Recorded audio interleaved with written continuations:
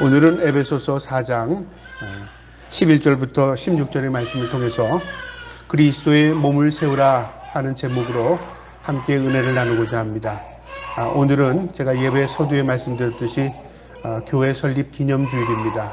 이 기념주일을 맞이해서 교회의 의미가 무엇이며 또 우리가 어떤 존재인가를 말씀을 통해서 다시 한번 새길 수 있는 귀한 시간 되기를 원합니다. 성경에는 교회라는 이야기도 나오지만 또 교회라는 이 내용을 비유적으로 표현하기도 합니다. 오늘 성경이 그 말씀인데요. 교회를 그리스도의 몸이라 그렇게 표현합니다. 그러니까 교회는 그리스도의 몸입니다. 그러면 교회에 속해 있는 우리는 뭐냐면 성경에 그리스도의 지체라고 말합니다. 그러니까 교회는 인격체입니다. 우리가 교회를 말할 때 건물을 가지고 저기 교회 있다, 여기 교회 있다 그렇게 말하잖아요. 그러다 보니까 사람들의 의식 가운데 모임이 교회가 아니라 건물이 교회라고 잘못 이해하는 경우가 참 많습니다. 심지어는 예수를 오래 믿은 사람들 가운데도 교회라는 의식이 건물을 중심으로 이해하는 그런 의식을 가진 사람들이 있습니다. 교회는요, 건물이 아닙니다. 교회는 사람의 모임입니다.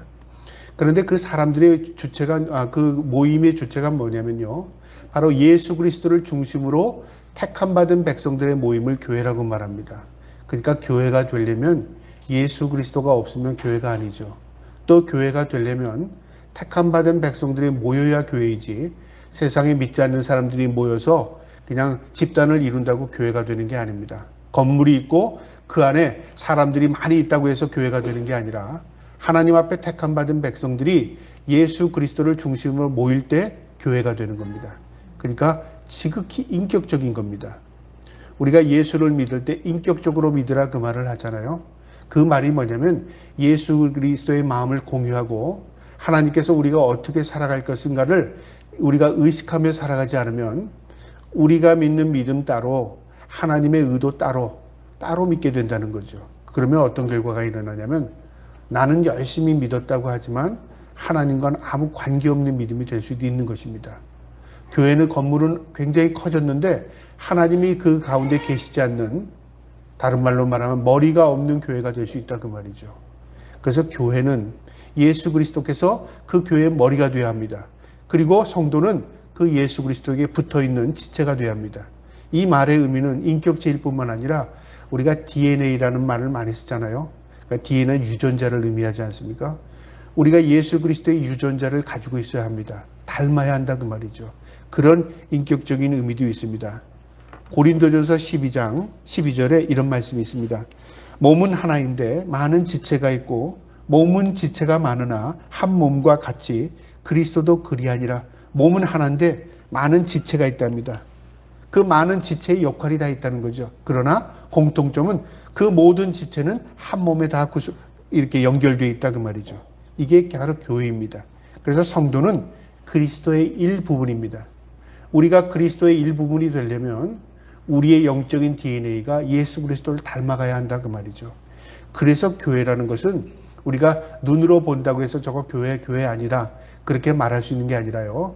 주님의 관점에서 볼 때 교회가 있고요. 우리 인간의 관점에서 볼 때 교회가 있습니다. 그러나 영적인 관점에서 하나님께서 인정하는 교회, 그게 진정한 의미의 교회가 아니겠습니까? 오늘날 우리가 많은 교회들이 있지만 영적으로 바라보면 진정으로 예수 그리스도의 머리가 없는 그런 교회가 있을 수 있습니다. 또 예수 그리스도와 전혀 관계없는 그런 교회도 있을 수 있다 그 말이죠. 그래서 오늘 기념주의를 통해서 교회의 의미를 다시 한번 우리의 마음에 새길 수 있는 시간을 갖기를 원합니다. 교회는요, 헬라어로 에클레시아라고 말합니다. 에클레시아. 우리가 많이 들어본 말입니다. 이 말의 의미는요, 하나님 앞에 부름받은 하나님의 성도들의 모임을 말합니다. 그러니까 전제 조건은 하나님 앞에 부름받은 사람입니다.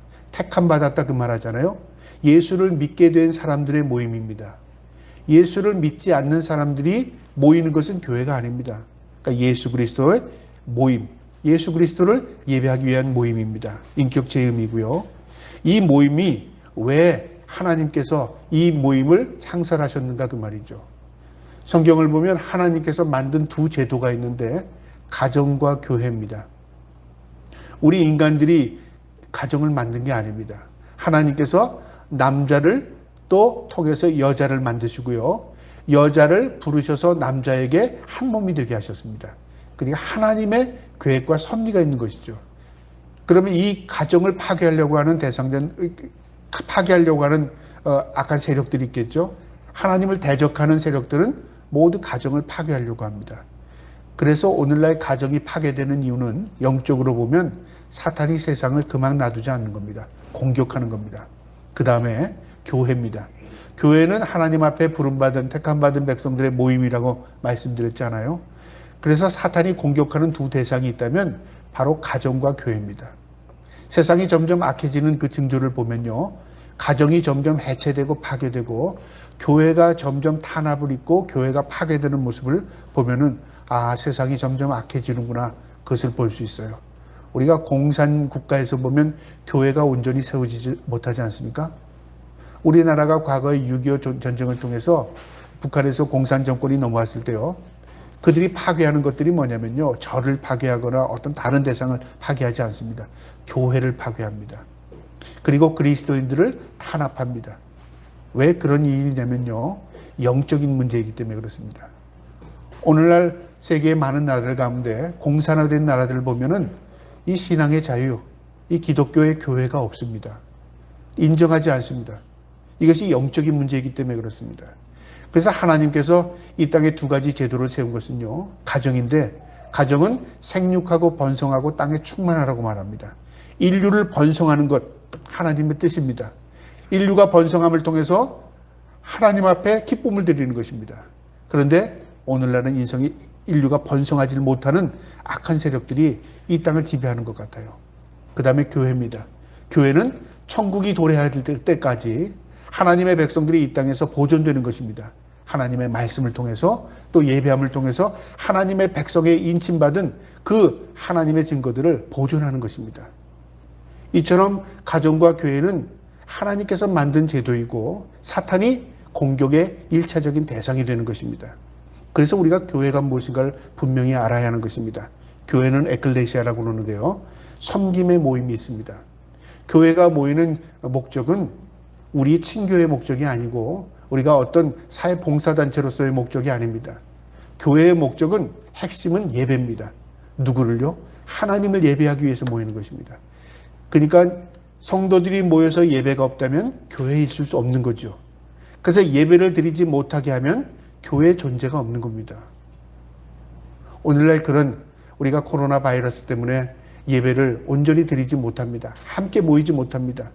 영적으로 보면은 우리가 드리고 싶어도 드리지 못하는 상황이 지금 우리가 살고 있습니다. 그런데 아무 의식이 없는 사람들이 있을 수 있다고 말이죠.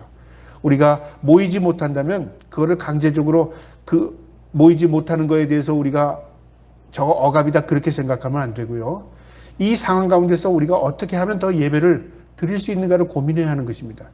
함께 모이면 어떤 다른 매체를 통해서라도 한 마음으로 예배할 수 있는 것. 이게 우리가 살아가는 시대라는 것입니다. 어쨌든 교회는 함께 공동체로서 예배하는 장소입니다.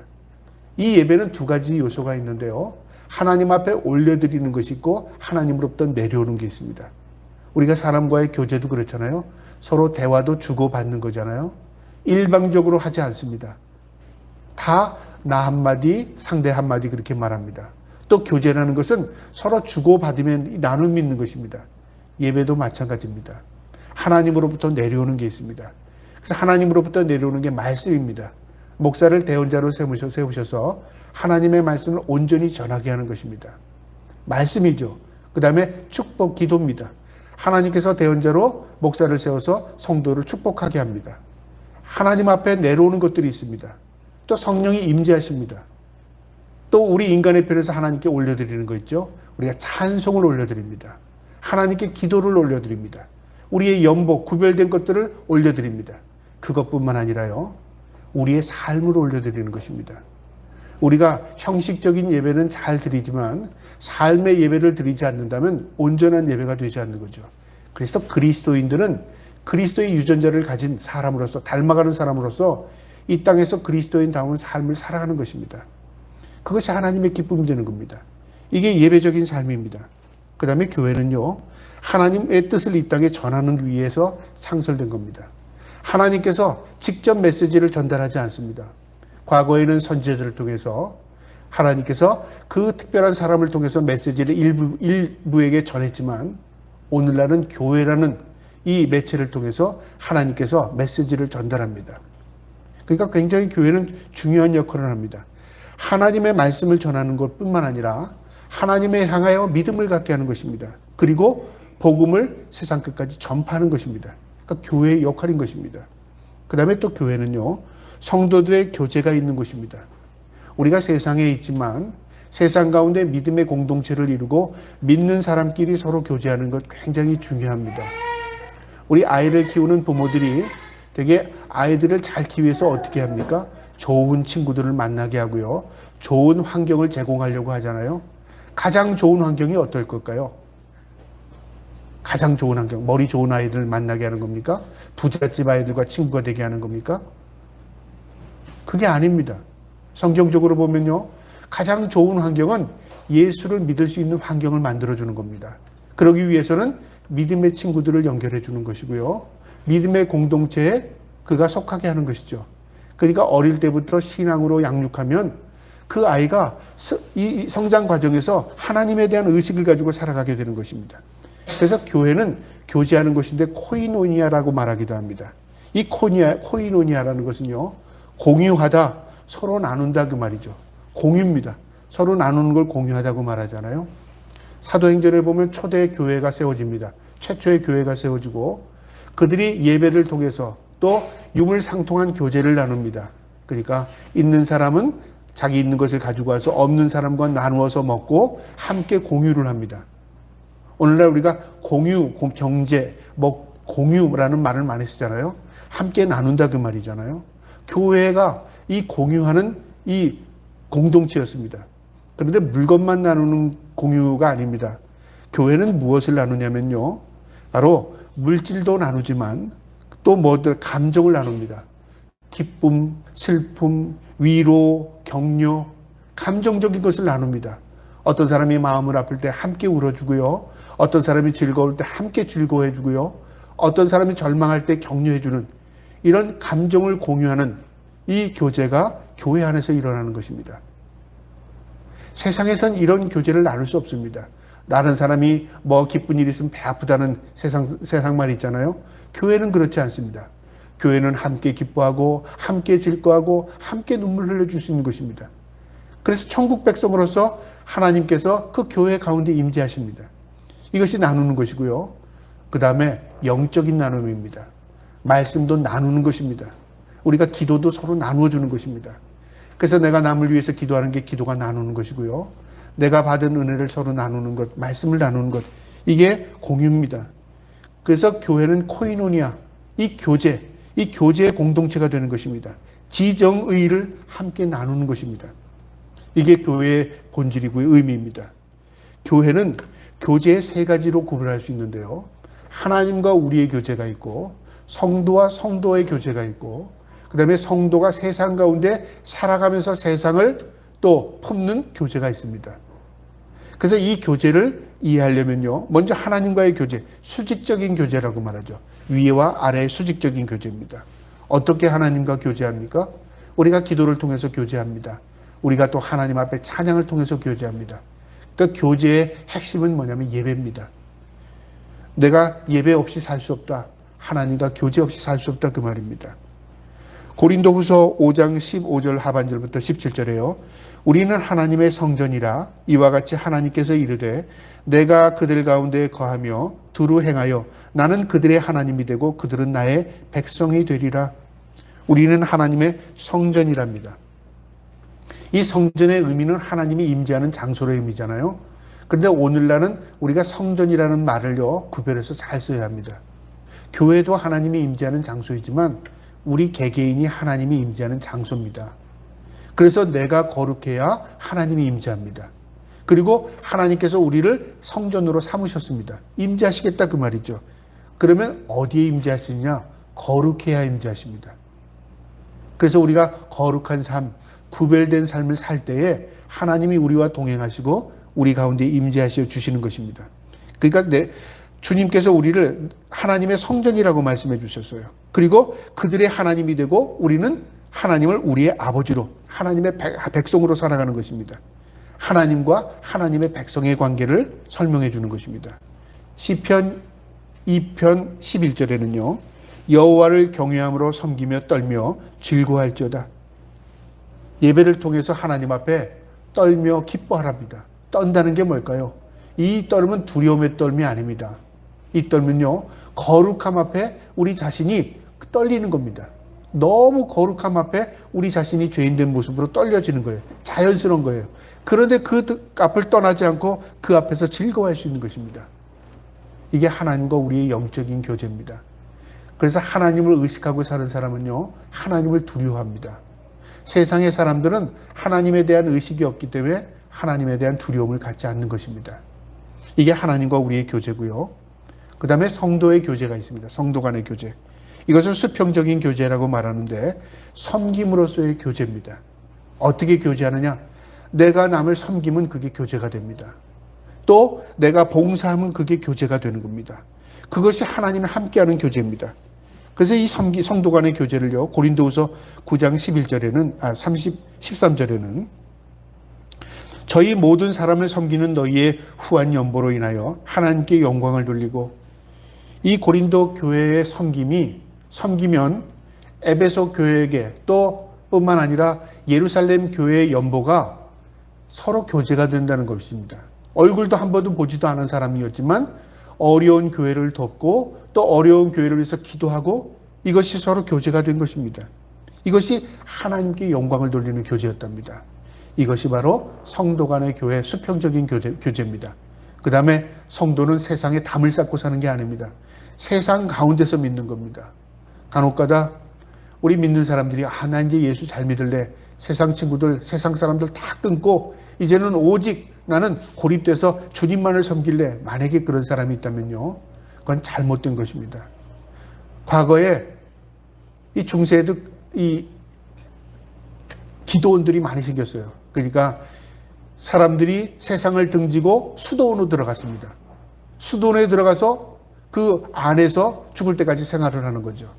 그거는 신앙이라고 말할 수 있는 게 아닙니다. 신앙은요, 힘들고 어렵지만 세상 가운데 살아가는 것입니다. 그리고 세상 가운데 하나님께서 원하는 빛과 소금의 삶을 사는 것입니다. 이게 사회적인 교제인데요, 그리스도의 사명적인 교제라 그렇게 말하기도 합니다. 그래서 그리스도인들은 세상 가운데 빛과 소금이 되면서 선교하고 전도하는 것입니다. 복음을 전하는 것이고요, 구제하고 사회를 봉사하는 것입니다. 세상 사람들의 어려움을 그리스도인들이 섬겨나가는 것입니다. 또한 사회를 교육시키는 겁니다. 무엇으로요? 하나님의 뜻으로, 말씀으로. 그래서 우리 한국 같은 교회, 우리 한국도 이 대학이 세워지고 학교가 세워진 것을 어디에서 다 했습니까? 이 기독교인들이 한 것입니다. 교회가 한 것입니다. 사회를 교육하고 일깨우는 일들을 교회가 해나간 겁니다. 이것이 하나님의 뜻이기 때문에 그렇습니다. 빌립보서 1장 5절에 첫날부터 이제까지 복음에서 너희가 교제함을 인함이라.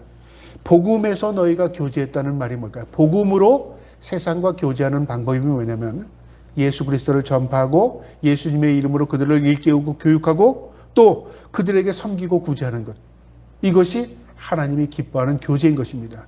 우리가 하나님만을 섬긴다는 그 말은 하나님만 섬기고 난 다 끊어버려, 그 말이 아니라 하나님의 뜻 안에서 난 섬기겠다, 그 말이죠.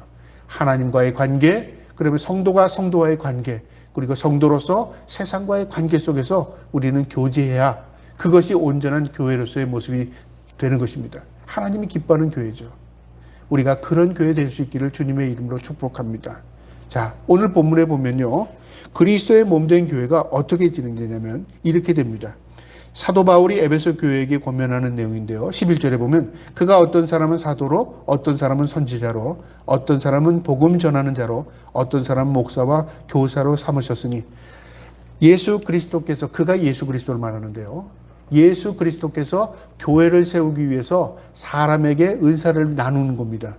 선지자로, 그 다음에 사도로, 복음 전하는 자로, 목사와 교사로. 그러면 여기는 다른 사람은 왜 없는가? 우리 그렇게 말할 수 있잖아요. 집사도 없고 장로도 없고. 이거 무슨 말을 의미하냐? 교회를 세우기 위해서 일단은 하나님의 메시지를 전달할 자가 있다 그 말이죠. 하나님과 인간과의 관계 속에서 하나님의 메시지를 전달할 수 있는 자가 있는 것. 그게 교회입니다. 세상을 의미하는 게 아닙니다. 교회를 세우기 위해서 오늘날 목사가 교회를 이끌어갑니다. 그건 뭐냐면 목사가 교회의 주인이 아니기 때문에 그렇습니다. 누가 교회의 주인이죠? 하나님이 교회의 주인입니다. 그리고 교회의 머리는 예수 그리스도가 되는 겁니다. 목사는 뭐예요? 하나의 하나님께서 맡겨진 일을 감당하는 것뿐입니다. 그래서 하나님 보시기엔 성도나 목사나 동일합니다. 천주교는 그렇지 않죠? 교황이 있고 사제가 있고 신부가 있고 쭉 이렇게 레벨, 이 계급이 있잖아요. 교회는 계급 제도가 아닙니다. 우리가 간혹가다 그런 착각을 하는 성도들이 있어요. 목사, 장로, 권사, 집사 쭉 계급으로 이해하는 경우가 있어요. 그렇지 않습니다. 영적으로 똑같습니다. 저도 하나님 앞에 성도입니다. 어떤 성도지요? 말씀을 맡은 성도입니다. 그러니까 책임이 말씀 전하는 일을 감당하는 것입니다. 이 직분을 하나님께서 주셔서요. 12절에 이는 성도를 온전케 하여 봉사의 일을 하게 하며 그리스도의 몸을 세우려 하심이라. 목적입니다. 무엇을 하려 하냐면 교회를 세우기 위한 것인데요. 먼저 이는 성도를 온전케 한답니다. 여러분 온전하다는 말의 뜻이 뭘까요? 온전하다. 이 온전하다는 말의 이 원어의 뜻이 뭐냐면요. 이런 말의 의미가 있습니다. 온전하다는 말은 외과 의사가 수족이 골절을 다시 맞추고 어긋난 관절을 제자리에 꿰어 맞추는 말. 그러니까 외과 의사가요. 뼈가 비틀어진 사람 뼈를 맞춥니다. 그리고 뼈가 부러진 사람들을 그걸 수술을 통해서 고칩니다. 왜 그럴까요? 온전한 몸으로 회복시키는 거죠. 우리 성도가 온전해지려면 무엇으로 온전해질 수 있냐면 말씀으로 온전해질 수 있어요. 그러면 왜 우리가 온전하지 못한 자가 되었을까요? 죄 때문에 그렇습니다. 인류 최초의 인간인 아담과 하와를 하나님 창설하시고 하나님과 깊은 교제를 나누는 하나님의 피조물로 하나님께서 축복으로 인간을 창조하셨습니다. 그런데 뱀, 사탄이 하나님과 우리의 관계를 죄를 짓게 하고요. 하나님으로부터 떠나게 만들었습니다. 그래서 인간이 고장나기 시작한 겁니다. 그때부터 인간은 고장났어요. 이 병든 인간, 고장난 인간을 고칠 수 있는 방법은 하나님의 말씀밖에 없습니다. 그래서 하나님이 우리에게 말씀을 주시는 겁니다. 그 말씀을 누구에게 주셨냐면 목사를 통해서 전달하게 하는 거죠. 자, 그런데 중요한 게 뭐냐면요. 온전하다는 말이 있죠. 온전하다. 이거는 회복이라고 말씀드렸죠. 그러면 이 사전적인 의미의 온전함은 뭐냐면 순전, 순수, 그 다음에 무사, 진실, 완전입니다. 여러분 온전하다는 게 뭐냐면 순수하다 그 말이죠. 구별됩니다. 이건 순수한 거야. 이건 더러운 거야. 뭘로 구별합니까? 우리 순수한 것을 구별해낼 수 있어요. 깨끗한 것을 구별해낼 수 있어요. 그래서 성경에서 거룩이라는 것은 뭐냐? 구별되었다 그 말이죠. 하나님은 거룩하시니 너희도 거룩하라는 말과 함께 하나님 앞에 드려지는 모든 것들을 제사장들은 구별했습니다. 제물도 구별했고 제단도 구별했고 장소도 구별했고 자신도 구별했고 구별한 옷을 입었고 구별한 복장 안에서 구별된 삶으로 하나님 앞에 들어갔습니다. 모두가 구별이었습니다. 이것을 거룩이라고 말합니다. 그러니까 순수한 것입니다. 우리 하나님의 말씀이 우리를 거룩하게 만드는 것, 순수하게 만들어가는 것입니다. 그 다음에요. 또 이 순전하다는 뜻이 있는데요. 깨끗함이라는 의미입니다. 하나님의 말씀만이 우리를 깨끗하게 만들 수 있습니다. 우리가 아무리 돌을 닦아도 우리 스스로 정화되지 않습니다. 인간은 하나님의 말씀이 우리 안에 들어와서 그 말씀으로 녹아질 때 우리가 순수를 회복할 수 있는 것입니다. 이게 하나님의 말씀의 역할입니다. 그 다음에 또 무사라는 말, 무사, 안전하다, 무사하다 그 말이죠. 우리가 세상 가운데 안전하게 살 수 있는 방법은요. 하나님의 말씀을 따라 살 때 안전할 수 있습니다. 그래서 주의 말씀은 우리의 네 발의 등이요 빛이 된다고 말합니다. 그 빛을 통해서 그 세상을 걸어가는 거죠. 어두운 길을 우리가 가다가는 실족하잖아요. 그래서 무사하려면 하나님의 말씀을 내 안에 둬야 되는 것이죠. 우리가 세상에 혼돈스러울 때 이거 어떻게 해야 되지? 그럴 때 하나님의 말씀이 딱 떠오른다면 어떨까요? 우리가 결정하기가 아주 쉬울 거예요. 맞아. 내 생각을 접고 하나님의 뜻대로 살아야지. 그런 마음을 갖게 하지 않습니까? 이게 나를 무사하게 만드는 것이고 나를 안전하게 만드는 것이에요. 또 이 사전적인 의미에는요. 진실, 완전 그런 말이 있어요. 내가 진실해질 수 있는 것은 하나님의 말씀밖에 없어요. 나 진실해. 나 진실한 사람이야. 그걸 무엇으로 믿어요? 그런데 내 안에 말씀이 들어오면 내가 진실을 추구하며 살게 돼요. 내 안에 말씀이 들어오면 내가 완전을 추구하려고 노력하게 돼요. 우리 인간은 완전하지 못합니다. 그러나 완전해지고 온전해질 수 있는 방법은 하나님의 말씀이 내 안에 들어와야 되는 것입니다. 우리가 하나님의 말씀을 온전하게 설 때 우리가 하나님의 자녀로서 온전하게 살 수 있는 것입니다. 이것이 바로 온전의 뜻입니다. 그래서 12절에 이는 성도를 온전케 하여 목사, 선지자, 제사장, 이 복음 전하는 자, 교사 모두 역할이 뭐냐면 말씀으로 사람을 온전케 하는, 성도를 온전케 하는 역할이라 그 말이죠. 이것은 저에게 주시는 사명이라고 생각합니다. 저는 하나님의 말씀을 온전하게 전할 수 있도록 힘쓰도록 하겠습니다. 또 이 말씀이 가감없이 전달될 수 있도록 내 생각이 아니라 하나님이 주시는 마음을 붙들고 앞으로도 목사로서 사명을 감당하기 원합니다. 그래서 목사는요, 말씀을 붙들고 사는 것뿐만 아니라 말씀대로 실천하고 말씀대로 전달해야 하는 것입니다. 내 유익을 위해서 그리고 내 앞으로의 영광을 위해서 말씀을 이용한다면 하나님 앞에서 악하고 게으른 종으로 하나님 앞에 책망받을 것입니다. 그러나 온전한 말씀을 전한다면 성도를 살리는 길이 되고 내 자신이 사는 것이고요, 하나님께 영광이 될 줄 믿습니다. 이것이 교회 안에서 목사의 역할, 저의 역할이라고 생각합니다. 이렇게 기념주일이 되어서 다시 한번 저도 이 말씀으로 온전해지고 또 말씀을 온전히 전해야 되겠다는 그런 사명을 다시금 회복하기 원합니다. 두 번째로요, 그리스도의 몸을 세우기 위해서는 우리가 믿음 안에서 교제하는 일이 힘써야 합니다. 성도들에게 주시는 말씀입니다. 교제라는 건 뭐냐면 봉사하는 일입니다. 섬기는 일입니다. 12절 중반절에요. 이는 성도를 온전케 하여 봉사의 일을 하게 하며, 성도를 온전케 해서 봉사하는 데는 이 말을 쉬운 성경에 보면 섬기게 하기 위해서 그 말입니다. 섬기기 위해서. 하나님의 대언자가 돼서 섬기는 역할을 합니다. 목사는 하나님의 대언자가 돼서 말씀을 전하고요, 성도는 그 말씀을 받고 하나님의 대언자가 돼서 서로를 섬기는 것입니다. 그러니까 먼저 믿은 사람이 섬기는 것이죠. 그래서 교회의 직분은 섬김의 직분입니다. 먼저 믿었고 내가 깨달았기 때문에 내가 섬기는 것입니다. 만약에 직분은 있는데 섬김이 없다, 그건 직분이 잘못된 거죠. 오늘날 그런 역할을 하고 있습니다. 그래서 섬긴다는 것은 바로 봉사한다, 하나님의 영광이 되는 것입니다. 믿음 안에서 봉사하고 믿음의 형제자매를 교제하는 일입니다. 그래서 봉사는, 섬김은 나의 신앙을 세워줍니다. 여러분, 봉사하는데 남이 유익을 간과하잖아요. 아닙니다. 내가 유익한 겁니다. 내가 섬기면 섬길수록 더한 귀한 주님의 은혜를 내가 경험합니다. 그 다음에요, 섬김을 통해서 상대를 세웁니다. 그러니까 놀라운 거죠. 섬겨서 내가 은혜를 받고, 섬김을 통해서 내가 믿음으로 서고요, 섬김을 통해서 흔들리는 성도를 세워주고, 섬김을 통해서 함께 세워가는 것입니다. 이게 하나님께서 우리에게 주신 사명입니다. 우리가 이 기념주의를 맞이해서 앞으로도 하나님 앞에서 우리가 참된 섬김을 통해서 교회를 세우시고, 또 저와 여러분이 한 마음으로 아름다운 교회를 세워나갈 수 있도록 섬김의 종으로, 섬김의 직분자로, 섬김의 성도로 살아갈 수 있기를 주님의 이름으로 축복합니다. 마지막으로 오늘 이 말씀, 그리스도의 몸을 세운다는 이 말씀은요, 그리스도의 몸을 함께 세운다는 말입니다. 저와 여러분 모두에게 주는 말씀입니다. 함께 세운다. 이 12절 하반절에 그리스도의 몸을 세우려 함이라, 목적은 그리스도의 몸을 세운답니다. 교회를 세운다는 말을 하지 않고 왜 몸을 세운다고 했을까요? 인격체라 그 말이죠. 아무리 교회가 커도요, 인격체로서의 교회가 아니면 그건 교회일 수 없는 것입니다. 그래서 제가 서두에 그런 말 했죠. 머리 없는 교회가 있을 수 있고요, 전혀 예수 그리스도와 관계없는 교회가 있을 수 있는 것입니다. 왜 그럴까요? 인격체로서의 교회가 아닙니다. 하나님께서는 우리에게 자유의지라는 걸 주셨어요. 그러면 내버려 두는 게 아닙니다. 하나님께서 우리를 부르십니다. 그리고 우리를 길게 찾으십니다. 그리고 우리를 돌아오도록 하나님께서 말씀해 주십니다.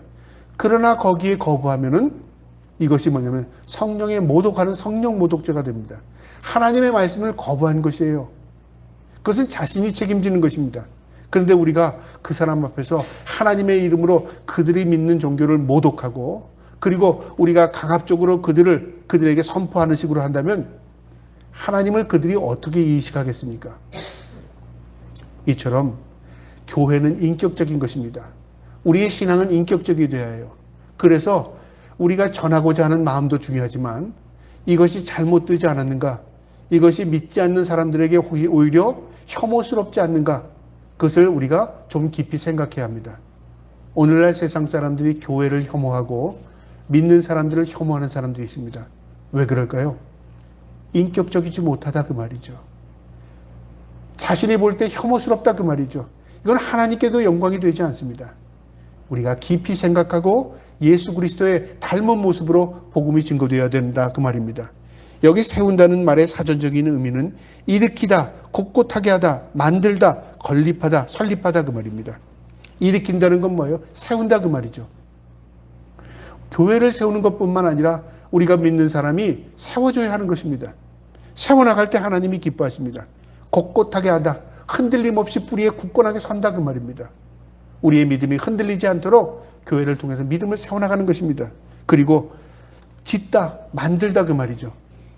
우리가 무엇을 지어요? 건물 짓자 그 말이 아니에요. 우리 믿음으로 우리의 신앙을 세워나가자 그 말이죠. 온전하고 아름답고 복된 교회로 세워나가자 그 말입니다.